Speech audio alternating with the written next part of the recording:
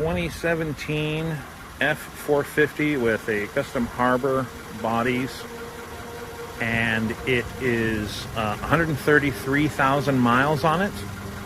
Never been in an accident as far as I can recall. Yeah, no accidents. All the maintenance has been done as needed per schedule. Haven't had any major chronic problems with it. Anytime we've had a problem, we've been able to get it fixed by Ford. And I think we should have almost all records on the truck, all the maintenance and repairs and whatnot.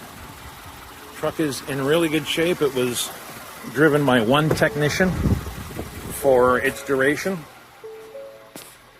and he was kind of an anal, super clean kind of guy, so not abusive, didn't beat the heck out of the truck, took really good care of it. We bought it brand new and gave it to him right after he started, so he loved it and really appreciate it. Unfortunately, he's no longer with the company, and so we've just got too many vehicles, and as our operation has changed from a little more in-house maintenance work and projects to more project management, we've got a couple too many vehicles, so we are selling a couple.